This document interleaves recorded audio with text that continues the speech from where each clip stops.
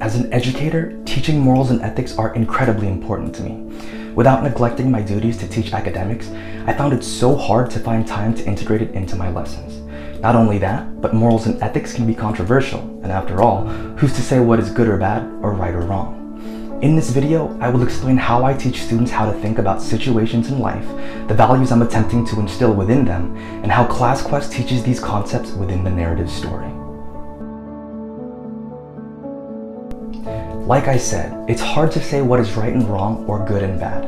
At the same time, parents teach their children their own life lessons, and in no way do I want to contradict that. What I'm really attempting to do through these life lessons is to teach the students how to have an open mind with no judgment, and to look at a situation from different perspectives, since many things in life can be seen as both good and bad. For example, when it comes to food, something delicious like ice cream or pizza may taste good, but may be bad for our health and nutrition. So depending on how you look at it, it's both good and bad. Good in taste, bad in health. Good in the short term, bad in the long term. Or for a more relatable example, some kids want to just play video games or watch YouTube all day. Well, sure, that can be fun while doing it, but what happens when you do it too much? Maybe it'll make them lazier and inactive. It could distract them from doing other important things like doing their chores or their homework. Perhaps it'll interfere with their relationships with their friends and family members. Overall, I want my students to be able to analyze situations and events by looking at both the positives and negatives in the short term and long term. That way they can make more mindful decisions instead of just being caught up in what's more enjoyable in the moment.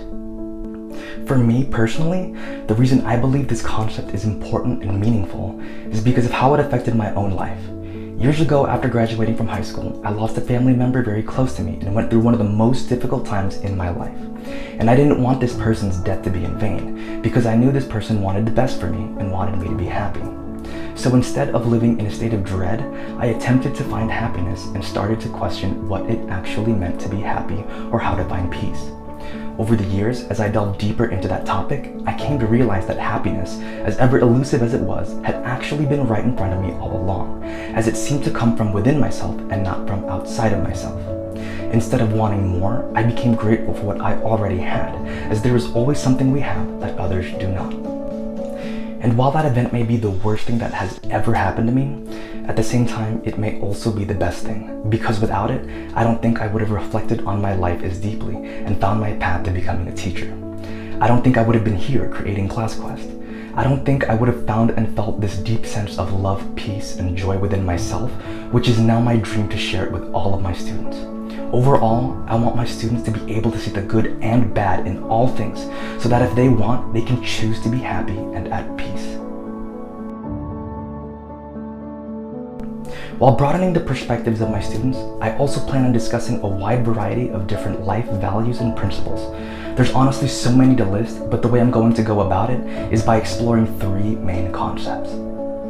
The first concept focuses on self-awareness. By exploring self-awareness, I can teach students values involving open-mindedness, truthfulness, honesty, wisdom, and peace. The reason I want my students to be self-aware is because it can get so easy to get caught up in the emotions in the moment. This can cause them to react irrationally without thinking about all the possibilities in a situation. For example, if a student gets told they're stupid, it can be easy to get lost in the emotional reaction. If it makes them angry, their thoughts will most likely be focused on how they want to retaliate. If it makes them sad, the students may continue to think negative thoughts about themselves. What I want to teach them is to remain calm and to evaluate what is happening in the situation. So even if they do feel strong emotions, I want them to recognize what it is they're feeling and to accept that's how they feel without immediately reacting to it. Then I want them to question the truthfulness of what the other person said. So in this case, it would be, why did they call me stupid? Was it something I did? Am I really stupid? If so, then what can I do to change it? I want them to be able to see the truth in the situation, even if what was said makes them feel bad. For how can we better ourselves if we are unaware of our faults and weaknesses? Again, this is to broaden their perspective so they can have more control of the situation and how they feel within. This leads to the next concept I want to teach them, which is self-love. By understanding what it means to love oneself, I can teach students values involving courage, forgiveness, self-respect, integrity, responsibility, determination, and perseverance.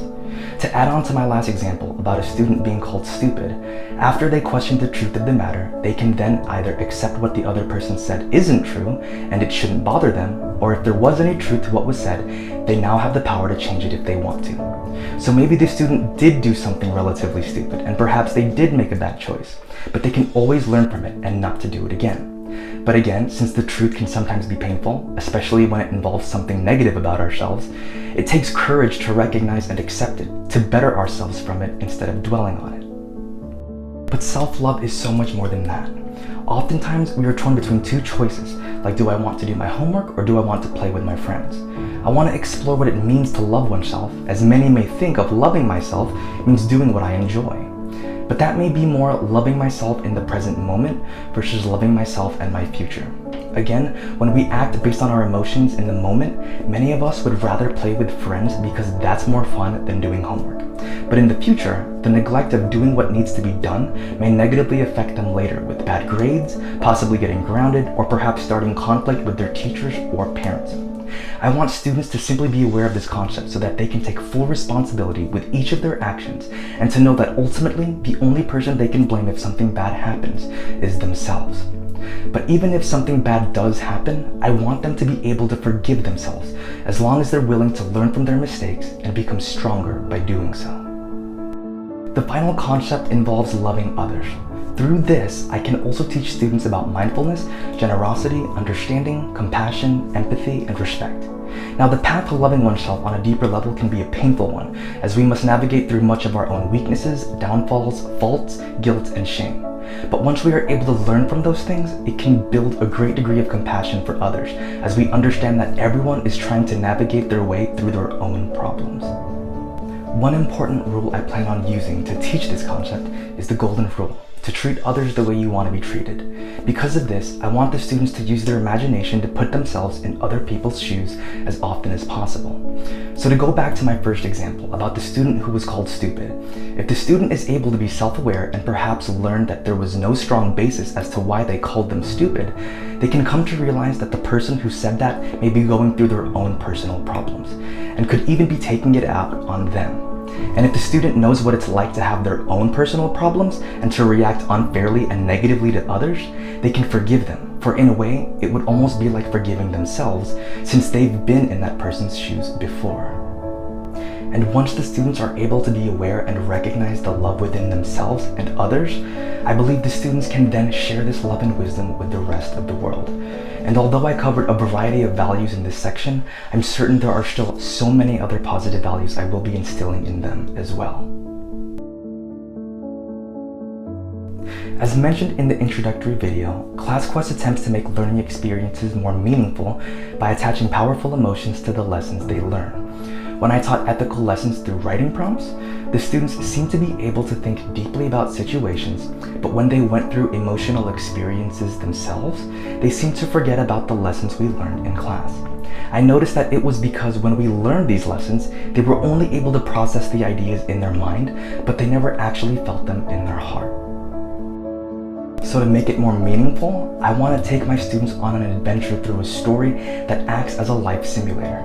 And although many traumatic events we encounter don't necessarily happen to them, it will happen to characters in the story that they learn to love and care about. Depending on how much they care about these characters will dictate how powerful these lessons will be for them. Through this way of teaching, I am hoping it will be able to play a huge impact on their life and the way they perceive it. Ultimately, I want ClassQuest to be an anchor for the students.